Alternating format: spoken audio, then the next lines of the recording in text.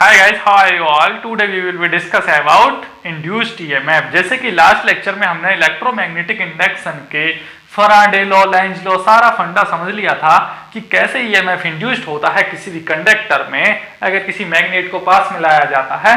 तो आज उसी चीज को आगे बढ़ाएंगे, आगे पढ़ेंगे कि EMF इंड्यूस्ड होता है और कितने प्रकार से होता है। बहुत ही आसानी तरीके से आज स्टडी करने वाले हैं। तो आज का पॉइंट क्या है? EMF इंड्यूस्ड, यानी इंड्यूस्ड EMF बोलो इसको या EMF इंड्यूस्ड बोलो।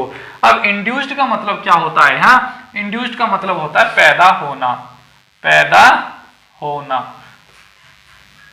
इंड्यूस्ड का मतलब है पैदा होना और EMF का मतलब है भैया क्या, सीधे सीधे इलेक्ट्रिसिटी की बात कर रहा है, इलेक्ट्रिसिटी पैदा हो रही है।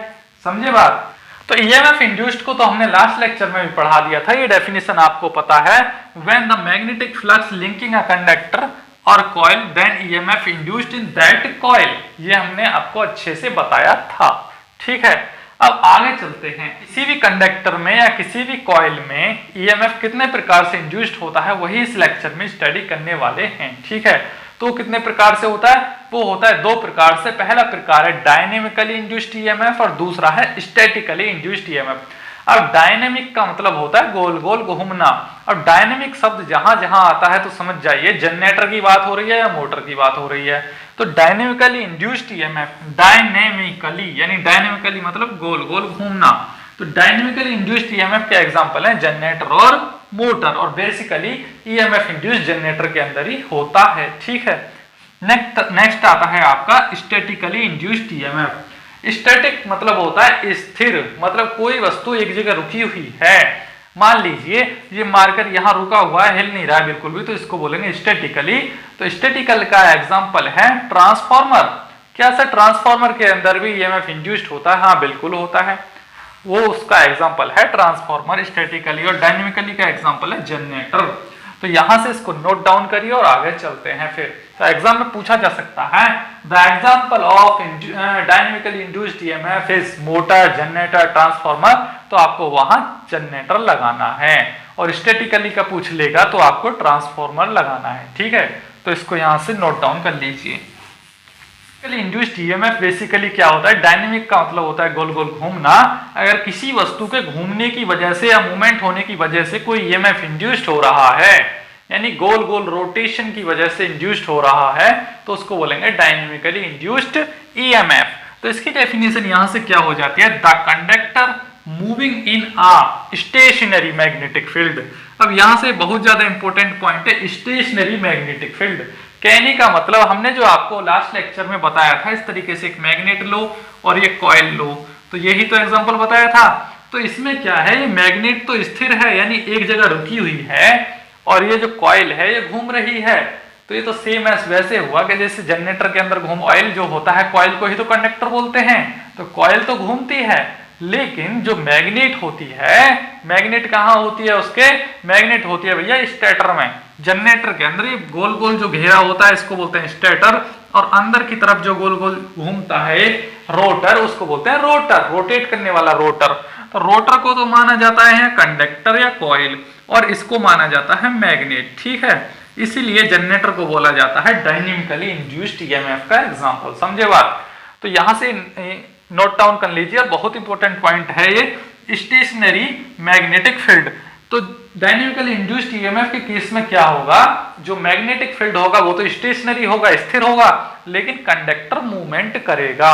तो सर डायनेमिकली का तो समझ में आ गया, तो स्टैटिकली में क्या होता है? तो यहां से नेक्स्ट देखिए statically induced EMF। Statically induced क्या होता है? यहाँ कंडक्टर तो स्टेशनरी हो जाता है, लेकिन मैग्नेटिक फील्ड मूविंग होता है यानी रोटेट करता है। ऐसा होता है ट्रांसफार्मर के अंदर। ट्रांसफार्मर में होता है मैग्नेटिक फील्ड दौड़ता है और कंडक्टर स्टेशनरी रहते हैं, इसलिए उसको स्टैटिकली इंड्यूस्ड EMF बोला जाता है। स्टैटिकली मतलब स्थिर। समझे बात? इसमें मेन रोल कंडक्टर का है। कंडक्टर दौड़ रहा है तो उसको डायनेमिकली इंड्यूस्ड EMF बोलेंगे। EMF इलेक्ट्रिसिटी पैदा हो रही है, यानी दौड़ते हुए इलेक्ट्रिसिटी पैदा हो रही है। और स्टैटिकली का मतलब होता है रुके हुए इलेक्ट्रिसिटी पैदा हो रही है किसी चीज में, यानी कंडक्टर रुका हुआ है। ठीक, तो यहां से स्टैटिकली इंड्यूस्ड EMF तो क्लियर हो जाता है, लेकिन इसका एग्जांपल क्या है? ट्रांसफार्मर। ये भी हो गया सर, ये भी समझ में आ गया। आगे क्या है, ये दो प्रकार का होता है, ये सेल्फ स्टैटिकली इंड्यूस्ड ईएमएफ और म्यूचुअली स्टैटिकली इंड्यूस्ड ईएमएफ, यानी ये दो प्रकार का होता है। पहला हो गया सेल्फ और दूसरा हो गया mutually. Mutually statically induced EMF यानी रुका हुआ तो होगा लेकिन दो प्रकार से होगा। तो यहां से फॉर्मूला क्या आ जाता है, डायनेमिकली इंड्यूस्ड ईएमएफ, जो हमने डायनेमिकली इंड्यूस्ड ईएमएफ पढ़ा था उसका कुछ फॉर्मूला भी तो होता होगा सर। हाँ बिल्कुल होता है। उसका फॉर्मूला क्या होता है वो आप देखिए, हमने आपको दिखाया है, मैग्नेट दिखाया है, नॉर्थ पोल है किसी मैग्नेट का और ये साउथ पोल है। ऐसे ही तो किसी मोटर के अंदर या जनरेटर के अंदर होते हैं, यानी इस तरीके से घेरा होता है, एक तरफ नॉर्थ पोल होता है, एक तरफ साउथ, एक तरफ नॉर्थ, एक तरफ साउथ, इस तरीके से पोल बने हुए होते हैं उसमें, समझे बात, यानी गोल गोल घेरे में पोल होते हैं। तो उस पोल को इस तरीके से इमेजिनरी दिखाया जा सकता है, ठीक है। तो इसमें क्या है, हम एग्जाम्पल के लिए क्या ले रहे हैं, एक वायर ले रहे हैं, एक कंडक्टर ले रहे हैं। अगर इस कंडक्टर को जिसकी लंबाई L है, यानी consider a conductor which length is L, यानी L लेंथ का कोई कंडक्टर है, उसको कहां रखा जा रहा है, मूविंग एट राइट एंगल, यानी 90 डिग्री के कोण पे यहां रख दिया जाता है, एंगल पे रख दिया जाता है इस मैग्नेटिक फील्ड में। यानी मैग्नेटिक फील्ड में 90 डिग्री पे अगर किसी कंडक्टर को रखते हैं तो उसमें क्या होगा, ईएमएफ इंड्यूस्ड होता है। तो आपको पता ही 90 डिग्री पे होता है, फ्लक्स कट होता है, वो हमने मैग्नेटिज्म के अंदर पढ़ाया था। अगर पैरेलल होगा तो नहीं होगा, पैरेलल के केस में नहीं होता है। मान लीजिए इस कंडक्टर को ऐसे ना रख के अगर ऐसे रखते तो तब नहीं होता, 90 डिग्री पे ही होता है। तो इसका सर फॉर्मूला क्या आ जाता है, फॉर्मूला क्या आ जाता है, इंड्यूस्ड ईएमएफ का जो सिंबल होता है उसको क्या बोलते हैं, E, यानी इंड्यूस्ड ईएमएफ का जो सिंबल होता है स्मॉल e से दर्शाया जाता है। तो इसका फॉर्मूला आ जाएगा E BLV। सर B तो हमको समझ में आ गया, B is the magnetic flux density due to magnetism, यानी ये जो मैग्नेट है इनकी वजह से जो मैग्नेटिक फ्लक्स निकल रहा है उसकी मैग्नेटिक फ्लक्स डेंसिटी तो B हो गई। लेंथ क्या है सर, लेंथ होगी कंडक्टर की लंबाई, यानी कि लंबाई होगी ना। और सर ये V क्या है, V वो वेलोसिटी है जिस स्पीड के साथ कंडक्टर मूवमेंट करेगा इस मैग्नेटिक फील्ड में। तो यहां से इसका फॉर्मूला आ जाता है E BLV वोल्ट, और इसकी ऐसा यूनिट हो जाती है यहां से वोल्ट, यानी BLV याद रखना। डायनेमिकली इंड्यूस्ड ईएमएफ का जो फॉर्मूला होता है वो होता है E BLV, यानी कभी भी किसी कंडक्टर को अगर मैग्नेटिक फील्ड में रखा जाता है तो उस पर यही फॉर्मूला अप्लाइड होगा। अच्छा तो सर 90 डिग्री पे तो रख दिया, किसी एंगल पे रख दिया, यानी ऐसे ना हो के जब ये इस तरीके से होगा, मान लीजिए टेढ़ा मेढ़ा होगा, तो वहां आ जाएगा E BLV साइन थीटा, समझे बात। यानी किसी भी एंगल के लिए साइन थीटा कॉस थीटा रखे जाते हैं। अगर सीधा 90 डिग्री पे है तो वहां नहीं रखा जाता है, एंगल पे आ जाए यानी टेढ़ा मेढ़ा हो जाए वो कंडक्टर, यानी ऐसे आएगा ना, पहले ऐसे आएगा फिर ऐसे होगा फिर ऐसे होगा फिर ऐसे होगा, यानी गोल गोल ही तो घुमाना है जैसे जनरेटर घूमता है, तो इसलिए साइन थीटा रख दिया जाता है। ये भी चलेगा 90 डिग्री के लिए चलेगा, यानी 90 डिग्री की बात है तो ये चलेगा, और ये किसी एंगल पे एट एनी एंगल पे ये फॉर्मूला लगेगा, समझे बात। तो इससे न्यूमेरिकल भी सॉल्व होगा आगे जाके, ठीक है। यहां से इसको नोट डाउन करिए, तो इसका फॉर्मूला लिख लीजिए आप। ये मैंने शॉर्टकट में बताया है, हालांकि इसको लेक्चर में 1 घंटे से ज्यादा लगा देते हैं तब भी समझ में नहीं आता है। ये मैंने आपको बिल्कुल शॉर्टकट में बता दिया है और आपको समझ में भी आ गया होगा, ठीक। तो यहां से नेक्स्ट क्या है, स्टैटिकली इंड्यूस्ड ईएमएफ के एग्जांपल्स की डेफिनेशन को लिख रहे हैं। तो सबसे पहली डेफिनेशन किसकी है, सेल्फ स्टैटिकली इंड्यूस्ड ईएमएफ। तो डेफिनेशन लिखने से पहले हमको इसका सिंबल जानना होगा। भाई सेल्फ स्टैटिकली इंड्यूस्ड ईएमएफ का सिंबल होता है स्मॉल ई के नीचे एक छोटा सा एस लगा दिया जाता है, इसलिए एस से सेल्फ और ई से ईएमएफ। तो इसको याद रखना, सेल्फ स्टैटिकली इंड्यूस्ड ईएमएफ का जो सिंबल है जिससे दर्शाया जाता है उसको बोलते हैं ई एस, ठीक है। और इसकी डेफिनेशन क्या हो जाती है यहाँ से, द ईएमएफ इंड्यूस्ड, सीधी सीधी बात है, कॉइल है तो ईएमएफ इंड्यूस्ड होगा ही भाई। म्यूचुअली इंड्यूस्ड ईएमएफ है तो कोई सा भी हो, म्यूचुअली हो या स्टैटिकली हो, ईएमएफ तो इंड्यूस्ड होना ही है, लेकिन वो तरीका अलग है, कैसे किस तरीके से होगा, ठीक है। Induced EMF in a coil due to, अब ये इंपॉर्टेंट पॉइंट है, due to change of its own magnetic flux.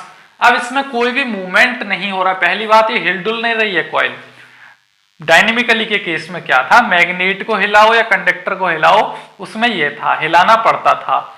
इस केस में क्या है, स्टैटिकली के केस में, स्टैटिकली के केस में क्या है, कंडक्टर यानी कॉइल स्थिर है और इस कॉइल के अंदर ही फ्लक्स दौड़ेगा। कैसे दौड़ेगा सर, ऐसे कैसे दौड़ सकता है, पॉसिबल ही नहीं है। हाँ बिल्कुल दौड़ेगा। अब यहाँ हम इलेक्ट्रिसिटी का वायर लगा देते हैं, यहाँ एक बैटरी लगा देते हैं। बैटरी से क्या होता है, करंट पैदा होता है कॉइल में और करंट के कारण मैग्नेटिक फ्लक्स सेटअप हो जाता है किसी भी कॉइल की सरफेस पे। तो जब यहाँ मैग्नेटिक फील्ड सेटअप हो जाएगा इस सरफेस पे इस तरीके से 90 डिग्री पे, तो उसकी वजह से ही ईएमएफ इंड्यूस्ड होगा इस कॉइल में। समझे बात? इसीलिए इस कॉइल को पोलैरिटी चेंजर भी बोला जाता है। मतलब एक बार खाना लेती है तो ये वापस खाना देने की क्षमता भी रखती है ये कॉइल, यानी कि इलेक्ट्रिसिटी बैटरी से लेती भी है तो वापस देने की क्षमता भी रखती है, लेकिन उतना नहीं देती जितना लेती है, थोड़ा बहुत ही दे पाती है। समझे बात? तो इसीलिए इसकी पोलैरिटी हमेशा चेंज हो रहती है, यानी प्लस माइनस, कभी प्लस कभी माइनस, इस तरीके से पोलैरिटी चेंजर बोला जाता है इनको। तो अभी वो पॉइंट नहीं है, वो आपको मशीन में पढ़ाया जाएगा। यहाँ आप इतना समझिए, अगर किसी कॉइल पे करंट देते हैं तो उसको अगर उसकी वजह से मैग्नेटिक फील्ड सेटअप होता है तो उसी को बोलते हैं self statically induced EMF. Sir mutually induced EMF क्या होता है? अब इसका पहले फॉर्मूला बता दीजिए सेल्फ स्टैटिकली इंड्यूस्ड ईएमएफ का। इसका फॉर्मूला होता है ES equal to minus n d phi over d t. इसका फॉर्मूला याद रखिए, सेल्फ स्टैटिकली इंड्यूस्ड ईएमएफ का जो फॉर्मूला होता है एग्जाम में पूछा जाता है ES equal to minus n d phi over d t. अब ये क्यों आया माइनस साइन, ये मैंने आपको लास्ट लेक्चर में अच्छे से बता दिया था, माइनस साइन क्यों है, डी फाई क्यों है। फिलहाल के लिए इतना याद रखिए, ES equal to minus n d phi over d t, और इसकी SI यूनिट हो जाती है वोल्ट। भाई ईएमएफ है तो सीधी सीधी बात है, पोटेंशियल डिफरेंस है, वोल्टेज है, तो वोल्टेज की SI यूनिट तो वोल्ट ही होती है, चाहे किसी भी फॉर्म में हो, हमेशा इसकी SI यूनिट वोल्टेज ही होगी। ठीक, तो ये सेल्फ स्टैटिकली इंड्यूस्ड ईएमएफ खत्म हो गया। अब चलेगा म्यूचुअली स्टैटिकली इंड्यूस्ड ईएमएफ। तो यहां से म्यूचुअली स्टैटिकली इंड्यूस्ड ईएमएफ का जो सिंबल हो जाता है, यानी जिसे दर्शाया जाता है, उसको बोलते हैं EM, यानी स्मॉल m, यानी म्यूचुअली। ठीक है, तो यहां से इसकी डेफिनेशन क्या है, the EMF induced in a coil due to neighbouring current and then EMF induced in secondary coil. इसका मतलब क्या होता है, किसी भी ट्रांसफार्मर के अंदर दो कॉइल होती हैं, दो वाइंडिंग होती है, पहली का नाम है प्राइमरी वाइंडिंग और दूसरी का नाम है सेकेंडरी वाइंडिंग। यानी अगर एक कॉइल में इस तरीके से ले लूं, अगर इस कॉइल में मैं बैटरी लगा दूं या कुछ भी लगा दूं, इलेक्ट्रिसिटी ही तो देना है, तो करंट पैदा होगा, यानी कि यार बैटरी लगेगी तो करंट फ्लो होगा, किसी भी वायर में लगाओ चाहे कहीं भी लगाओ करंट फ्लो कराता है। अब इस करंट की वजह से इस कॉइल पे क्या होगा, मैग्नेटिक फ्लक्स सेटअप हो जाएगा, यानी मैग्नेटिक फील्ड लाइंस निकलेंगी। अब भैया अगर इसके पास में एक कॉइल और रख दूं इस तरीके से थोड़ी दूरी पे रख दूं, तो ये जो मैग्नेटिक फील्ड लाइंस निकल रही हैं तो यहां भी तो जाएंगी, इस कंडक्टर पे जाएंगी, सीधी सी बात है। ये किसका काम कर रहा है, इतना जो पार्ट है, ये पार्ट, इतना पार्ट एक मैग्नेट का काम करेगा, क्योंकि भैया चाहे मैग्नेट परमानेंट मैग्नेट हो चाहे टेम्पररी मैग्नेट हो, बनाना तो मैग्नेटिक फील्ड ही है, यानी चुंबकी तो बन रही है, चाहे इलेक्ट्रिसिटी से बने चाहे परमानेंट से बने, चुंबकी तो हुई ना ये। अगर चुंबक को किसी लोहे के या कॉपर के पास रखते हैं तो उस पे क्या सेटअप होता है, मैग्नेटिक फ्लक्स सेटअप हो जाता है उस वायर पे, आपको पता है। तो इसकी वजह से इस पे हो जाएगा, तो यहाँ क्या आ जाएगा, फ्लक्स सेटअप हो जाएगा और इस फ्लक्स की वजह से ही फ्लक्स लिंकेज होगा, फ्लक्स कट होगा और यहाँ क्या हो जाएगा, EMF इंड्यूस्ड हो जाएगा। अगर यहाँ आप बल्ब लगाते हैं तो जलने लगेगा, यानी कि इसी को बोलते हैं एक कॉइल की वजह से दूसरी कॉइल पर EMF इंड्यूस्ड होना, यानी म्यूचुअली का मतलब होता है एक की वजह से दूसरे पे प्रभाव आना। ठीक, अब ट्रांसफार्मर के अंदर क्या होता है, इस वाली कॉइल को प्राइमरी वाइंडिंग बोलते हैं, इसको सेकेंडरी वाइंडिंग बोलते हैं, और उसमें दोनों वाइंडिंग्स के वायर मोटे पतले करके यानी कम ज्यादा टर्न्स करके उसका EMF को कम ज्यादा करा जाता है, यानी वोल्टेज और करंट को रिड्यूस करा जाता है। अंदर भरा होता है, इस खाली जगह में ऑयल भरा होता है ताकि वो गर्म ना हो, यानी हीट रिड्यूस होती रहे इसलिए उसमें ऑयल भर देते हैं, यानी उसको बोलते हैं इंसुलेटिंग ऑयल। वो आपको आगे पढ़ाया जाएगा। ठीक, तो यहां से इसका जो फॉर्मूला आ जाता है म्यूचुअली इंड्यूस्ड ईएमएफ का जो फॉर्मूला आ जाता है, क्या आ जाता है, -N2 d∅2 ओवर dt। अच्छा, तो सर आपने पहले यानी सेल्फ स्टैटिकली इंड्यूस्ड ईएमएफ में लिखवाया था -N1 d∅ ओवर dt। इसमें N2 का फॉर्मूला क्या है, N2 क्यों आया?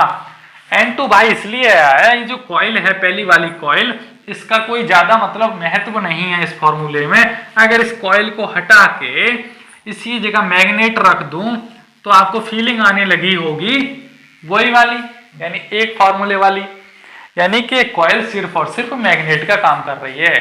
यानी इसकी वजह से हमें क्या मिल रहा है, मैग्नेटिक फ्लक्स। अब इसको इसके पास ले जाएंगे तो लिंकेज होगा, सीधी सी बात है। वो कॉइल इसका काम कर रही थी, यानी फ्लक्स का काम कर रही थी, इसीलिए मेन रोल इसमें सेकेंडरी कॉइल का होता है।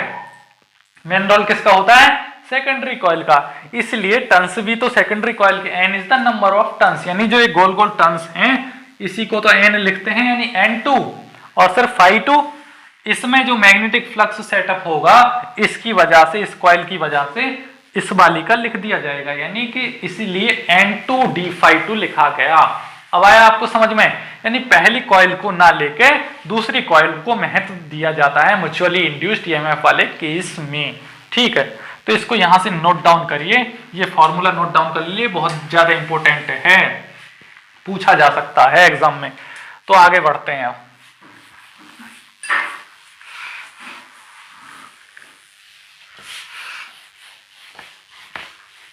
तो यहां से बहुत ज्यादा इंपॉर्टेंट पॉइंट आता है, आप देखिए डेफिनेशन में क्या लिखा है, mutually induced EMF persist in coil so long as current in the other coil.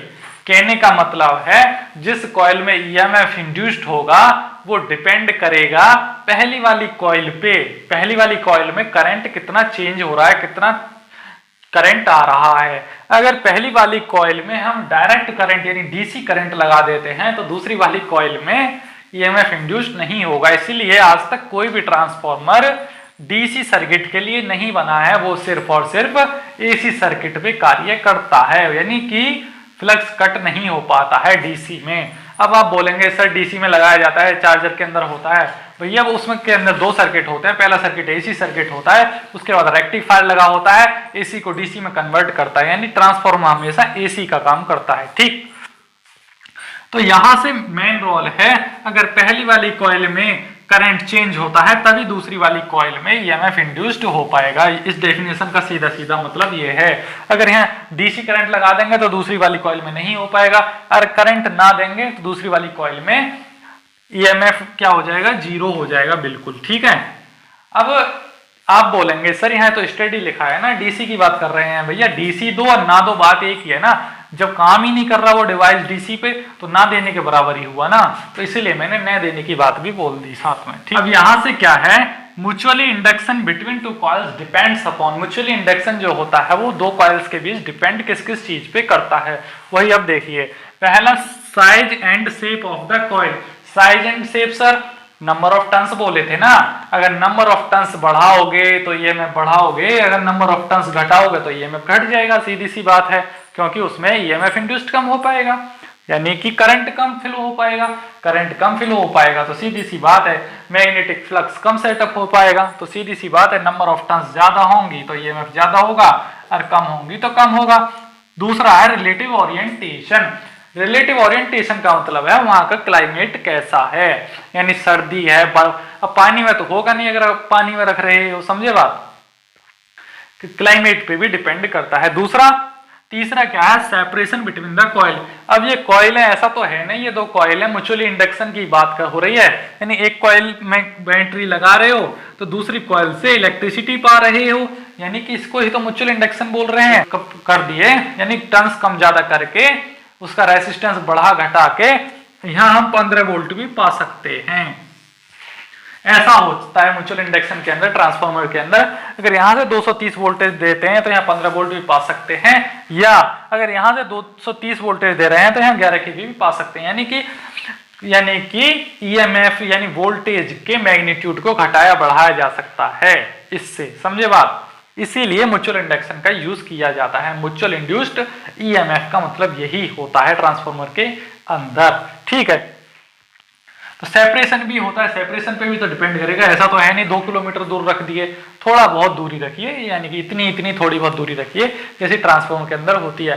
ऐसा नहीं है कि एक पाकिस्तान में रख दिया एक भारत में रख दिया तब भी इलेक्ट्रिसिटी का फ्लो हो पाएगा, नहीं, वो सिर्फ थोड़ी दूरी पे, यानी 1 मीटर से कम ही होना चाहिए, यानी 1 से 1.5 फीट की दूरी हो सकती है मिनिमम।